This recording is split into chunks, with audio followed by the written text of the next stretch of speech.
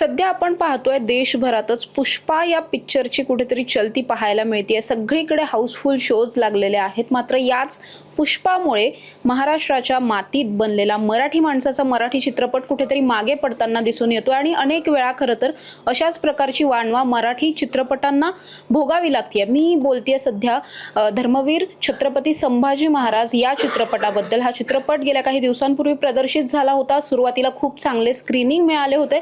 मात्र आता कुठेतरी पुष्पामुळे या चित्रपटाच्या स्क्रीन कमी झाल्यात, शोज कमी झालेत. या सगळ्यावरच बोलण्यासाठी माझ्याबरोबर अखिल भारतीय मराठी चित्रपट महामंडळाचे अध्यक्ष मेघराज राजे भोसलेत. भैया, काय सांगाल? एकंदरीत नेहमीच आपल्याला अशा प्रकारच्या घटना घडताना पाहायला मिळतात. हे किती दुर्दैवाचं वाटतं? तुम्ही ज्या पोझिशनला आहात किंवा अध्यक्ष म्हणून तुमची भूमिका काय वाटते? नाही, निश्चितच एखादा भारतीय चित्रपट हिट होत असेल तर सर्वांना आनंदच होतो. परंतु कुठल्याही चित्रपटामुळे रिजनल लँग्वेज, आपण ज्या प्रादेशिक भाषेतील चित्रपट असतात त्याच्यावर परिणाम होऊ नये हेच अतिशय महत्त्वाचं आहे. मराठी सिनेमा हा चालला पाहिजे यासाठी अखिल भारतीय मराठी चित्रपट महामंडळ नेहमीच प्रयत्न करत असतात. परंतु ज्यावेळेस अशा प्रकारे भारतीय सिनेमातून रिजनल सिनेमावर अन्याय होत असेल तर ते चुकीचं आहे असं वाटतं.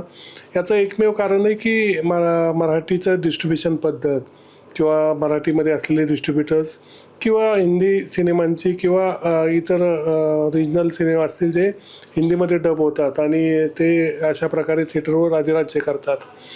यासाठी प्रामुख्याने शासनाने काहीतरी कडक नियमावली केली पाहिजे. जर कुठल्याही भाषेचा त्या राज्यामध्ये जर महसूलमध्ये शासन त्यांना मदत करत असेल तर त्या थिएटर ओनर्सची जबाबदारी असते की तो रिजनल सिनेमा हा चालला पाहिजे, त्याला चांगले शो मिळाले पाहिजे. परंतु केवळ येणारे प्रेक्षकांची संख्या आणि त्यातून मिळणारा सर्व्हिस चार्ज याचा जास्तीत जास्त फायदा होऊन वर्षभराचं आपलं टार्गेट कसं पूर्ण होईल यावर बरेच थिएटर ओनर्स अवलंबून असतात असं दिसतंय. हे होता कामाने शासनाने प्रामुख्याने याच्यावर लक्ष देणं गरजेचं आहे. कुठे कर चुकवेगिरी होती का हे सुद्धा पाहणं महत्त्वाचं आहे. ज्या सिनेमाचे रात्रीचे सुद्धा वेगवेगळे शो होतात आणि आपला साधा मराठी एखादा चित्रपट तोही चांगला असतो, टेक्निकली चांगला असतो, बिग बजेट असतो, करोड रुपये एखादा निर्माता त्यावर जर खर्च करत असेल तर त्या सिनेमाला सुद्धा न्याय मिळाला पाहिजे. यासाठी प्रामुख्याने महाराष्ट्र शासनाने लक्ष घातलं पाहिजे असं मला वाटतं. तुम्हाला एकंदरीत काय वाटतं, म्हणजे मराठी चित्रपटाला कुठे स्क्रीन्स कमी मिळत असतील किंवा जसं आपण बघतोय की साऊथ मधला एक चित्रपट इथे येतो, पुष्पासारखं वर्ल्ड रेकॉर्ड होतात त्याच्यावरती, इतका सारं बॉक्स ऑफिसवरती कलेक्शन होतं. मराठी चित्रपट मात्र तिथे जाऊन तशा पद्धतीने चालत नाहीत. अर्थात आपण कधी असं ऐकतही नाही की मराठी चित्रपट महाराष्ट्राच्या बाहेर कुठे चालतोय. तर या सगळ्यासाठी चित्रपट सृष्टीने सुद्धा आणि मराठी प्रेक्षकांनी सुद्धा काय करणं गरजेचं वाटतं? नाही, निश्चितच एखादा कुठल्याही लँग्वेजचा असू द्या, भारतीय सिनेमा जगामध्ये प्रदर्शित होतो आणि तो उच्चांक करतो, याचा आनंद भारतीय म्हणून आम्हाला आहेच आहे. परंतु त्याचा परिणाम प्रादेशिक भाषेवरील चित्रपटावर होऊ नये यासाठी प्रामुख्याने त्या प्रादेशिक भाषेतील निर्माते दिग्दर्शकांनी सुद्धा थोडं अलर्ट होणं गरजेचं आहे. एखादा परराज्यातील प्रादेशिक भाषेतील चित्रपट येऊन आपल्या राज्यामध्ये डब करून तो हिट होऊ शकतो. तर आपला सिनेमा का होणार नाही? तर मराठीत निश्चित चांगले कंटेंट होतात, चांगले डिरेक्टर्स आहेत, टेक्निशियन चांगले आहेत. तर मराठी सिनेमासुद्धा 7 आजमतापलीकडे हिट जाऊ शकतो. यापूर्वीसुद्धा उदाहरणं आहेत. आपण ऑस्करमध्ये सुद्धा आपलं प्रदर्शन केलेलं आहे. त्यामुळे होऊ शकतो. पण यासाठी चांगलं पाठबळ शासनाचं असणं गरजेचं आहे. कारण मराठी सिनेमा बनतो चांगला, परंतु तो डिस्ट्रीब्युशनमध्ये किंवा वितरणामध्ये मार खातो. यात प्रामुख्याने आपला जे प्रॉब्लेम आहे की शासनाने ज्या टॅक्सेशनमध्ये सिंगल स्क्रीन थिएटर्स असतील किंवा मल्टिप्लेक्सला हेल्प केलेली असते आणि त्याच्यावर काही बंधनं घातलेली आहेत. निश्चितच मल्टिप्लेक्स आणि सिंगल स्क्रीन त्या बंधनामध्ये काम करतात. जेवढे शो वर्षाचे त्यांना ठेवायचे असतात, वर्षाचे जेवढे शो रिजनल लँग्वेज म्हणजे मराठी भाषा चित्रपटातीलसाठी रिझर्व ठेवायचे असतात ते नेहमीच ते पूर्ण करतात.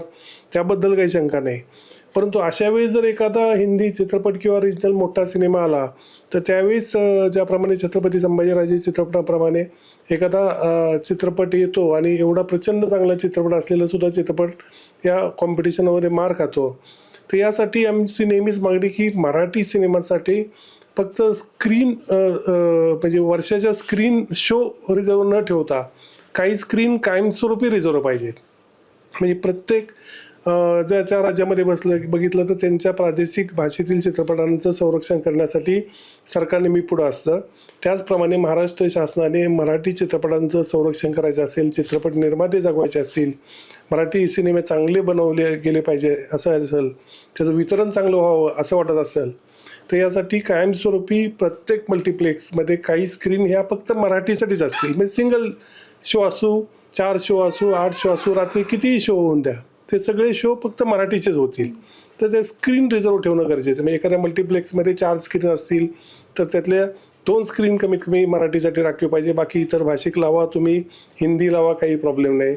8 स्क्रीन असतील तर त्यातल्या 4 स्क्रीन, अशा 50% स्क्रीन जर राखीव ठेवल्या तर निश्चित मराठी सिनेमाचा वितरणाचा किंवा एखाद्या मोठ्या हिंदी सिनेमाच्या रिलीजमुळे होणारा अन्याय दूर होईल असं मला वाटतं. एक शेवटचा प्रश्न आहे भैया, आपण बोलतोय की वितरण किंवा हे जे डिस्ट्रीब्युटर्स आहेत त्यांना आपण जितका या सगळ्यामध्ये दोष देतोय तितकंच बाहेरचं पिक्चर हिट करण्यामध्ये मराठी माणसाचा सुद्धा तितकाच वाटा आहे. प्रेक्षक बघतात म्हणून हे चित्रपट हिट होतात. तर प्रेक्षकांना काय एखादा संदेश द्या? नाही, निश्चित मराठी चोखंद प्रेक्षक आहे. चांगल्या कलाकृती मराठीतील असतील, त्या हिंदी भाषेतले असतील किंवा इतर भाषेतले असतील तर ते न्याय देतात.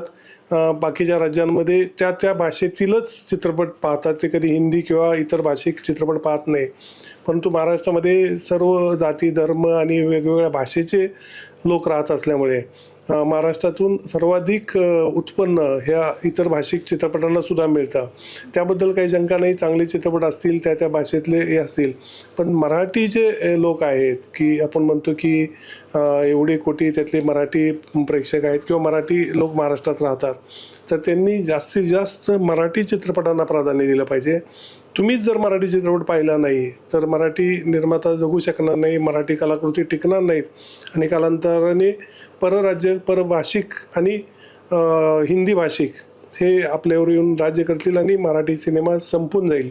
त्यामुळे या माध्यमातून मराठी प्रेक्षकांना माझं आव्हान आहे की आपण निश्चित बाकीचे चित्रपटसुद्धा पहा, पण जास्तीत जास्त आपल्या कुटुंबियासहित मराठी चित्रपट आपण नक्कीच आवर्जून थिएटरमध्ये जाऊन पाहावा असं मी आवाहन करतो.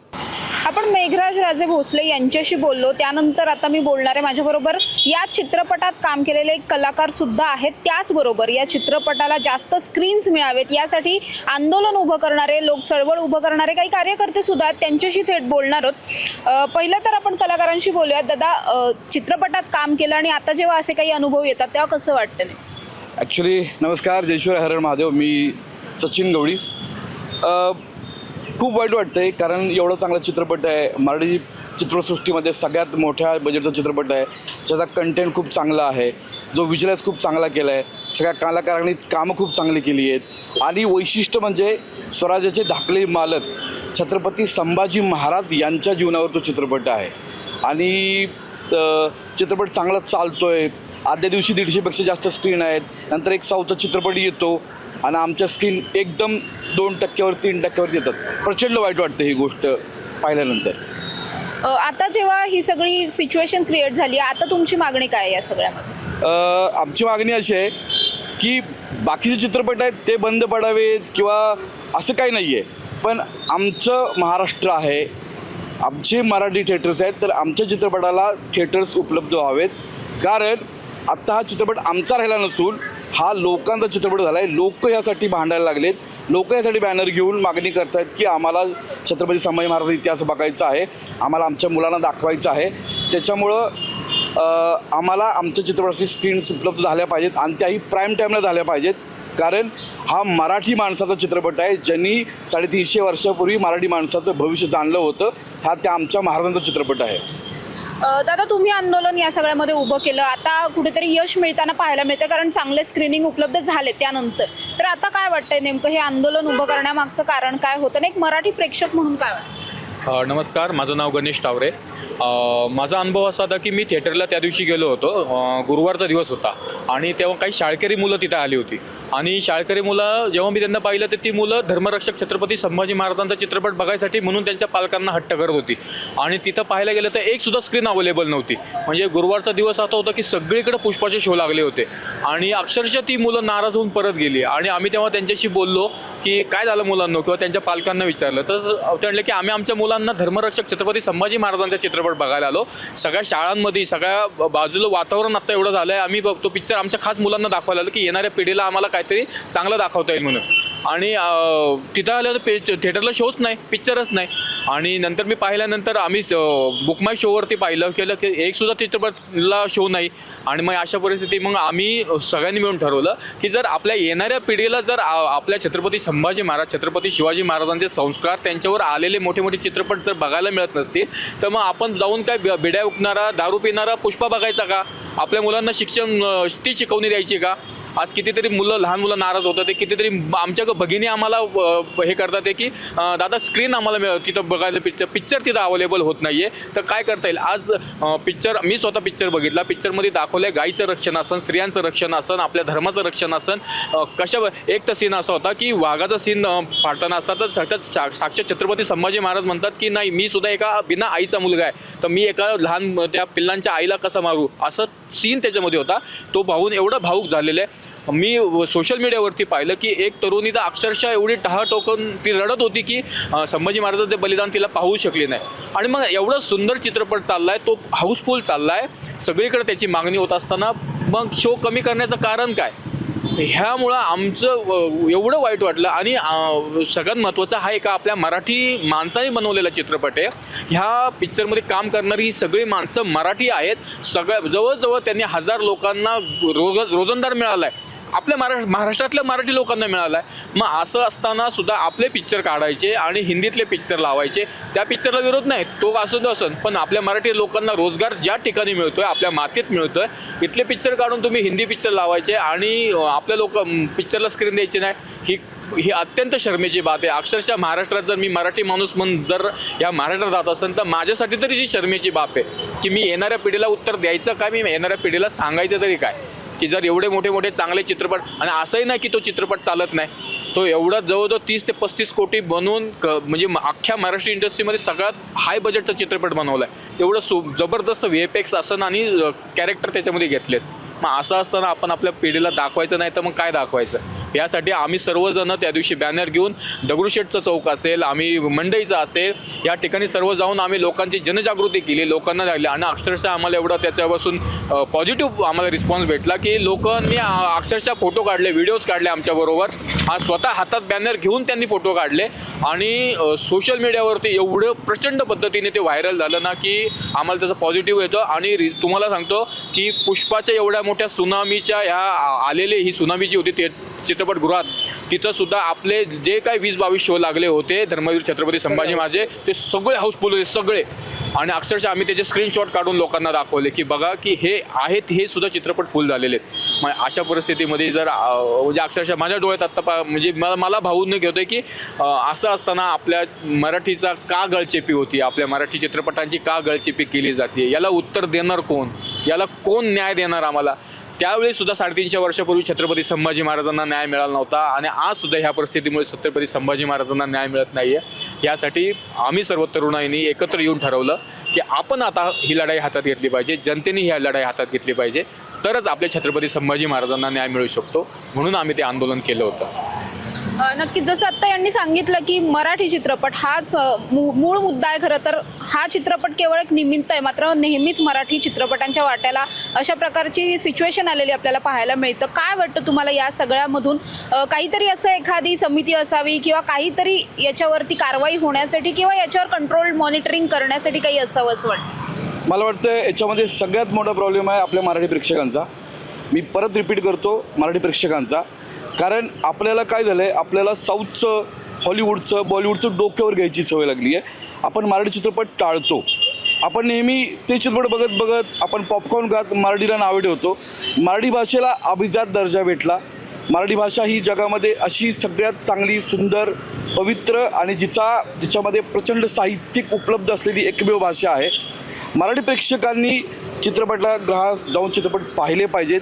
आपण काय करतो, जी भव्यदिव्यता बघायची, चित्रपटगृहात जाऊन बघायची जी गोष्ट आहे, आपण ती 5-6 इंचाच्या मोबाईलवरती बघतो. तिथं आपल्याला काय करणार आहे, आता जे VFX केलं या चित्रपटामध्ये, की एवढं मोठं VFX केलं त्याच्यामध्ये की जंजिराची अख्खी लढाई, शंभूराजे काय आहेत, शंभूराजे कसे असतील, ते कसे वागत असतील, कसे बोलत असतील, कसे दिसत असतील आणि त्यांचा ऑरा, त्यांचा रुबाब काय आहे तो ह्या चित्रपटामध्ये बघायला मिळतो. तर मी मराठी प्रेक्षकांना, म्हणजे माझ्या मायबाप रसिक प्रेक्षकांना, मी माता भगिनींना एक कळकळीची विनंती करतो की आपण एक काल्पनिक कुठलीही गोष्ट डोक्यावरती घेतो, आपण ज्याचं काही तारतम्य नसतं ती गोष्ट डोक्यावर घेतो, पण हीच ती योग्य वेळ आहे आपला खऱ्या योद्ध्याचा इतिहास चित्रपट डोक्यावर घेण्याची, त्यांना मानवंदना देण्याची. कारण काल्पनिक चित्रपटांमुळं काय होतात, पुढे जाऊन युवा पिढी व्यसनाधीन होते, मुलींवर अत्याचार होत राहतील, शिस्तप्रियत राहणार नाही. पण आपल्या महापुरुषांनी आपल्याला काय शिकवलं, आई परस्त्रीची इज्जत केली पाहिजे, शिस्तप्रियता, थोरा मोठ्यांचा सन्मान, झाडे लावली पाहिजेत, जगवली पाहिजेत आणि आपल्या आईवडिलांची स्वप्न पूर्ण केली पाहिजेत. आमच्या ह्या चित्रपटामध्ये आपल्याला हे बघायला मिळेल. त्यामुळे मी सगळ्यांना विनंती करेन की तुम्ही आपल्या मुलांना घेऊन चित्रपट बघायला जा.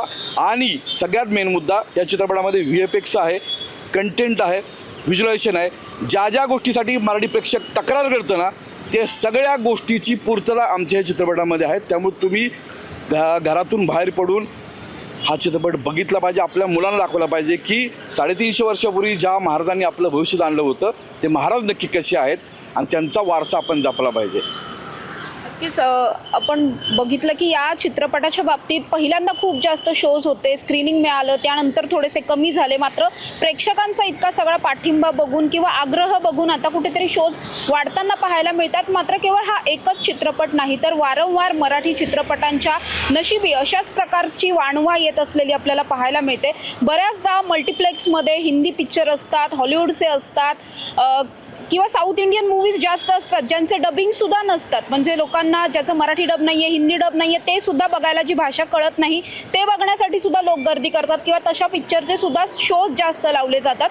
मात्र आपल्या स्वतःच्या भाषेचे शोज इथल्या सगळ्याच थिएटरमध्ये कुठेतरी कमी लागताना आपल्याला पाहायला मिळतात. त्यामुळे खरंच ही परिस्थिती बदलण्यासाठी मराठी प्रेक्षकांनी आणि सर्वच जे काही एकंदर प्रशासन आहे त्यांनी एकत्र येऊन काहीतरी करणं आता खूप जास्त गरजेचं बनलं आहे. कॅमेरा पर्सन निलेशसह Samruddhi Jadhav, top news Marathi, Pune. Tours and travels विश्वातील एक विश्वसनीय नाव मँगो हॉलिडेज घेऊन आले आहेत धम्माल फॉरेन टूर्स खास तुमच्यासाठी. एक्झॉटिक युरोप 17 रात्री 18 दिवस, साऊथ आफ्रिकन सफारी 9 रात्री 10 दिवस, नॉर्दर्न लाईट्स 8 रात्री 9 दिवस, दुबई अबुधाबी 5 रात्री 6 दिवस, व्हिएतनाम कंबोडिया 8 रात्री 9 दिवस. तर आजच आपली सीट बुक करा आणि आपल्या फॉरेन टूर्स मेमोरेबल करा. मँगो हॉलिडेज म्हणजेच अविस्मरणीय सहलीचा अनुभव. मँगो हॉलिडेज, 4था मजला, स्वोजिस कॅपिटल अतिथी रेस्टॉरंटच्या वर, लॉ कॉलेज रस्ता, पुणे 4. संपर्क पुणे 83 839 505 किंवा 80 80 81 74 54. मुंबई 83 839 503 किंवा 96 53 18 74 78. Come on guys, hurry up. यार सुन ना, एक ब्रेक ले लेते हैं. Guys, I'm telling you, तुम लोगों को सही से ट्रैकिंग नहीं आता. But that's okay, you can learn. रोज का ढक्कन देना. तो ये रेड वाला है, सही वाला देना. अबे ढक्कन, पहले तो सही पानी पीना.